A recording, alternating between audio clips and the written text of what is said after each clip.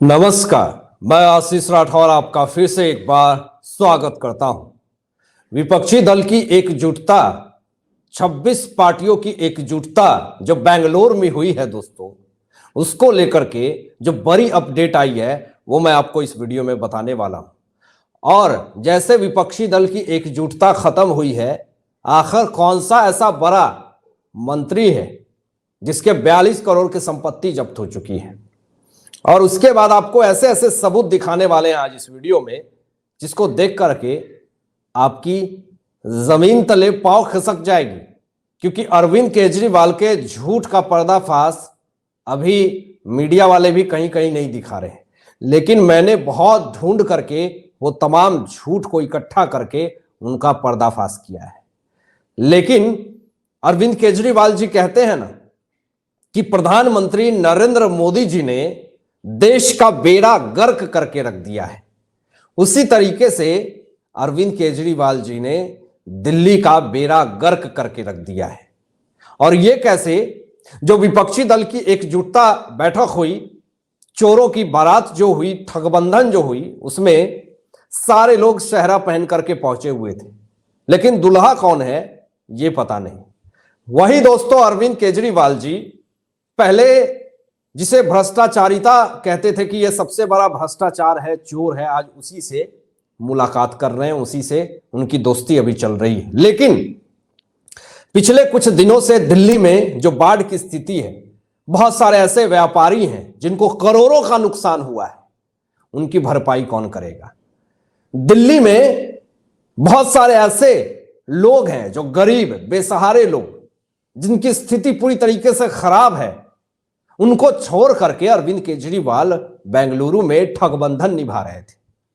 और वहां पर जाकर के किस तरीके से उन्होंने बयान दिया, उस बयान के बारे में तो बताएंगे। लेकिन जो काम अरविंद केजरीवाल जी को करना चाहिए था, आज भाजपा फ्रंट वॉरियर बन करके वो काम कर रही है दिल्ली में। देखिए, कुछ सबूत मैं आप लोगों के सामने रख रहा हूं। ये वीरेंद्र सचदेवा जी हैं, जिन्होंने गरीब लोगों की जाकर के मदद करी, उन्हें जो सामान वितरण किया, उनकी मुसीबतों को सुना और खाने का वितरण भी किया। ये देख करके पूरी आम आदमी पार्टी जो है वो बौखलाई हुई है कि आखिर जो काम हमें करना चाहिए वो बीजेपी कैसे कर रही है। आप सिर्फ और सिर्फ नाम के क्या मुख्यमंत्री हैं, काम तो भाजपा कर रही है। देखिए, विपक्षी दल की एकजुटता को लेकर के जो आक्रोश है दिल्ली की जनता में, वो जरा देखिए किस तरीके से लोग आक्रोशित हैं अरविंद केजरीवाल के बयान से। लेकिन जो मैं अभी आपको एक ऐसा बयान दिखाने वाला हूं, विपक्षी दल की एकजुटता में जो ऐसी बयान उद्धव ठाकरे ने दी है, वो देख करके आपको सही में वो साबित हो जाएगा कि ये लोग सिर्फ और सिर्फ अपने परिवार के लिए ही राजनीति करते हैं। ये मैं नहीं बोल रहा हूं, ये खुद महाराष्ट्र के पूर्व मुख्यमंत्री बोल रहे हैं, उद्धव ठाकरे। बॉलीवुड अंदाज में उन्होंने बोला कि हम देश को बताने आए हैं कि मैं हूं ना, देश हमारा परिवार है। आगे का सेंटेंस दोस्तों ध्यान से सुनिएगा। उन्होंने कहा कि हम अपने परिवार को बचाने एकत्र हुए हैं। बिल्कुल उद्धव ठाकरे जी, आप अपने परिवार को ही बचाने एकत्र हुए हैं। सारे लोग अपने परिवार को ही बचाने के लिए एकत्र हो चुके हैं। ये बात आपने खुद कबूला भी है और ये बात आपने खुद बोल भी दिया है। अभी दोस्तों यहां पर जो दिल्ली में जो पूरा मामला हुआ, शराब घोटाले में खुद अरविंद केजरीवाल फंसे हुए हैं और सीधा बेंगलोर पहुंच गए। वहां देखिए 10,000 गरीबों को दे रहे हैं सेवा के लिए, और यहां पर कितनी खर्च हो रखी है, कितना हाई फाई में मीटिंग चल रहा है। और इस विपक्षी दल का नाम क्या रखा गया आपको पता है? इस विपक्षी दल का नाम रखा है Indian national developmental inclusive alliance. इसके पहले भी कांग्रेस ने अलायंस बनाया था, उसका फुस हो गया। वो क्या हुआ था आपको बताएंगे आगे। लेकिन यहां पर राहुल गांधी क्या कहते हैं कि यह लड़ाई एनडीए और इंडिया के बीच है। बिल्कुल आपने सही कहा, यह लड़ाई जो आपका है वो इंडिया के बीच में है, क्योंकि एनडीए वो काम कर रही है। एनडीए ने तो वो काम किया दोस्तों जो विपक्षी दल को सम्मान किया, और क्या सम्मान दिया ये भी आपको आगे बताएंगे। लेकिन यह राहुल गांधी कह रहे हैं कि एनडीए और इंडिया के बीच लड़ाई है। सच में आपने नाम सही रखा है, आपकी लड़ाई इंडिया से है, 140 करोड़ की जनता से है। ये नाम रख करके आपने साबित कर दिया कि आपकी लड़ाई इंडिया से है, आपकी लड़ाई भारत से है। जरा देखिए दोस्तों, दिल्ली की ये हालत है और आतिशी जी को आज याद आया है कि रिलीफ कैंप में टॉयलेट, बिजली, पंखा और लाइट नहीं है। इतने दिन से ये कहां पे सोए हुए थे, इन्हें पता नहीं है। इतने दिन से शायद इन्हें नींद पड़ी हुई थी, जो इन्हें पता नहीं। दिल्ली में बहुत सारे ऐसे बाढ़ पीड़ित हैं जिनकी अभी स्थिति पूरी तरीके से खराब है और आज इनकी नींद खोली है। तो आप सोच लीजिए आने वाले समय में क्या हालत होगा। वीरेंद्र सचदेवा जी ने कहा कि आज दिल्ली के सीएम का कर्तव्य था कि वो दिल्ली के लोगों के दुख दर्द में उनके साथ खड़े रहे थे, परंतु अरविंद केजरीवाल पॉलिटिकल टूरिज्म करने बेंगलुरु पहुंच गए थे। आज दिल्ली को पार्ट टाइम सीएम नहीं, फुल टाइम सीएम चाहिए। अरविंद केजरीवाल पार्ट टाइम काम कर रहे हैं दिल्ली में। कभी ये पंजाब जाते हैं, कभी राजस्थान जाते हैं, कभी भोपाल जाते हैं, कभी बेंगलुरु जाते हैं, कभी पटना जाते हैं। तो ये तमाम, कभी मुंबई भी जाते हैं। तो ये जो भ्रमण कर रहे हैं, इससे जो स्थिति दिल्ली की जनता की हो रही है, तो आप तो पार्ट टाइम जॉब कर रहे हैं, पार्ट टाइम काम कर रहे हैं दिल्ली में। और देख लीजिए दोस्तों, फ्रंट वॉरियर बन करके बाढ़ पीड़ितों की मदद कर रही है भाजपा। ये देख करके शर्म आनी चाहिए दिल्ली के मुख्यमंत्री का। और शर्म इसलिए भी आनी चाहिए कि आपने रेनोवेशन के नाम पे अपने बंगले में 45 करोड़ रुपए लगा दिए और बाढ़ पीड़ितों की आप मदद कर रहे हैं मात्र 10,000 रुपए दे करके। 10,000 में क्या होगा? इतने दिन में कितने करोड़ रुपए का नुकसान हुआ। उन तमाम व्यापारियों के बारे में सोचिए जो आकर के दिल्ली में कुछ सामान खरीद करके अपने राज्य में ले जाते हैं, बेचते हैं। आज पूरी तरीके से यातायात खत्म हो चुका है। उस सब्जी वाले, रेहड़ी पटरी वाले, पान वाले, चाय वाले के बारे में सोचिए कि वो लोग सड़कों पे अभी खड़ा नहीं हो सकते हैं।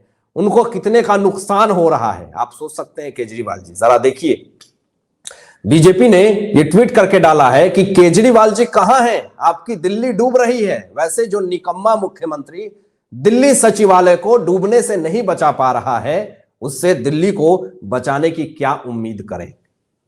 तो आज कहीं ना कहीं पूरी दिल्ली की जनता उम्मीद खो चुकी है कि अरविंद केजरीवाल जी जो हैं वो दिल्ली को डूबने से बचा पाएंगे। जो बचा खुचा काम है वो तो भाजपा कर रही है। लेकिन जरा आगे देखिए कि बच्चों की कसम खाते हैं अरविंद केजरीवाल की कांग्रेस से कभी हाथ नहीं मिलाऊंगा। लेकिन जो अभी मैं आपको पोस्ट दिखाने वाला हूं, जो अभी खबर दिखाने वाला हूं, वो देख करके आप दंग हो जाएंगे। जरा ये खबर देखिए। सब चौपट कर दिया, छुटकारा पाने का टाइम, कांग्रेस से हाथ मिला लिया। ये केजरीवाल पे पलटवार किया है नरेंद्र मोदी जी ने। ये कर्नाटक के मुख्यमंत्री हैं सिद्धारमैया जी, उनसे हाथ मिला रहे हैं। ये कांग्रेस के हैं और इन्होंने कसम खाई थी, बच्चों का कसम खाया था कि मैं कभी भी कांग्रेस से हाथ नहीं मिलाऊंगा। आज वही कांग्रेस के गोद में बैठे हैं, आज वही कांग्रेस की मदद मांग रहे हैं। तो ये तो साबित हो गई कि राजनीति में बयान का कोई मतलब ही नहीं होता है। इससे ये साबित कर दिया केजरीवाल जी ने कि अब वो जो बयानबाजी देते हैं इसका कोई मतलब ही नहीं है, क्योंकि जो ये बयान देते हैं, जो ये वादे करते हैं, वो पूरी तरीके से यही खत्म करते हैं। लेकिन जरा देखिए दोस्तों, एक प्रधानमंत्री जी ये बात अगर बोल रहे हैं कि परिवर्तन की बात करने वाले कर रहे हैं करोड़ों का शराब घोटाला। नरेंद्र मोदी जी ने आम आदमी पार्टी पर तीखा तंज कसा है। अगर ये प्रधानमंत्री जी का बयान है और अगर ये एक प्रधानमंत्री देश का बोल रहा है कि एक देश की राजधानी दिल्ली का मुख्यमंत्री करोड़ों का शराब घोटाला कर रहा है, जब एक प्रधानमंत्री के दिमाग में यह बात है तो सोच लीजिए कि अरविंद केजरीवाल का पत्ता बहुत जल्दी साफ होने वाला है। बहुत जल्दी जेल के सलाखों के पीछे जाने वाले हैं। तो जरा देखिए, दिल्ली सरकार में ही, दिल्ली में ही एटीएम में कैश डालते वक्त 50 लाख रुपए की लूट हो गई और लूटने वाला ड्राइवर ही है। अब अरविंद केजरीवाल जी इस पे कुछ नहीं बोलेंगे क्योंकि दिल्ली का मामला है। जरा देखिए दोस्तों कि विपक्षी दल एकजुटता में अपने पार्टी का, अलायंस का इंडिया नाम रखा कांग्रेस ने। अब यहां पर एनडीए का 25 साल हो गया।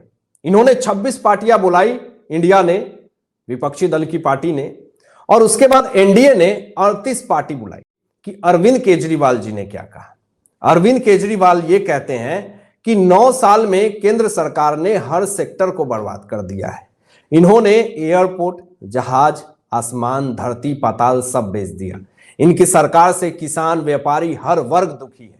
देश में जिस तरह नफरत फैलाई जा रही है, उससे देश को बचाने के लिए हम इकट्ठा हुए हैं। आप देश को बचाने के लिए इकट्ठा नहीं हुए हैं, आप खुद को बचाने के लिए इकट्ठा हुए हैं। और नरेंद्र मोदी जी ने अपने राज्य में तो नए संसद भवन बनाए, चंद्रयान 3 लॉन्च किया, ऐसे तमाम युद्धपोत बनाए, ऐसे तमाम वंदे भारत ट्रेन लॉन्च किया, बहुत सारी ऐसे विकास हुए। लेकिन दिल्ली में क्या हुआ? दिल्ली में बाढ़। आपने झीलों का शहर बनाने के लिए बोला, आपने लंदन की सड़क बनाने के लिए बोली, सड़क की वैसी स्थिति है दिल्ली में, झीलों का शहर क्या, सड़कों पे पानी ही पानी आपने कर दी। तो आपने क्या किया? आपने 9 साल में क्या किया, ये भी आप जनता को जरूर बताएं। लेकिन जरा देखिए दोस्तों कि विपक्षी दल की एकजुटता खत्म हुई और इधर तमिलनाडु के शिक्षा मंत्री के यहां 42 करोड़ रुपए की संपत्ति जो है वो जब्त हो गई। उस मंत्री का नाम पोनमुडी है और उनके बेटे की सावधि जमा में रखी 42 करोड़ रुपए की संपत्ति को जब्त कर लिया ईडी ने। वही एमके स्टालिन तमिलनाडु के मुख्यमंत्री हैं, वो भी शामिल हुए थे विपक्षी दल में।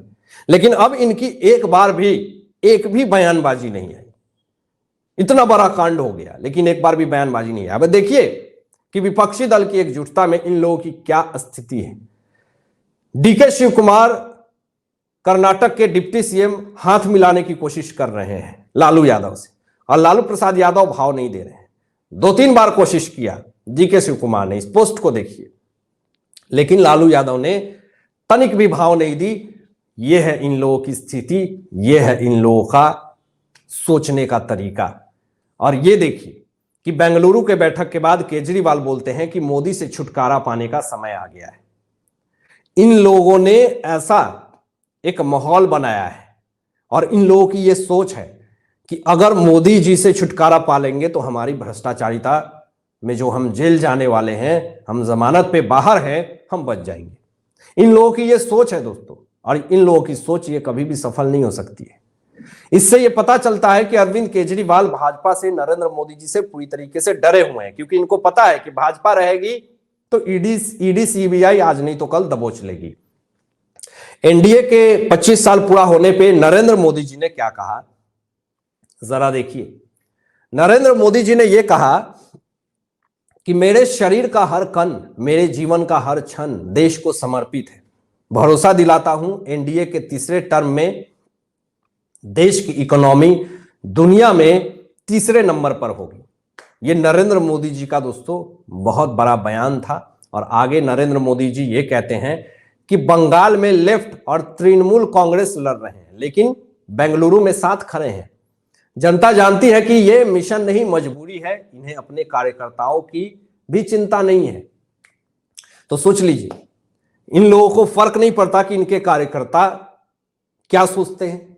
ये लोग बेंगलुरु में एकजुट हुए हैं, लेकिन आप चले जाइए उस राज्य में तो तमाम यही सारे लोग एक दूसरे को देख करके नफरत करते हैं, घृणा की राजनीति करते हैं। लेकिन वही बेंगलुरु में ये दिखा रहे हैं कि हम तो एकजुट हैं, हम तो किसी के लिए गलत नहीं सोचते हैं।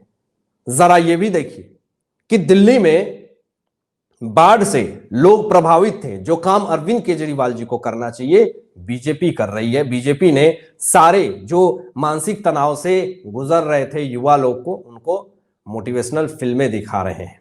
तो ये है भाजपा जो काम कर रही है।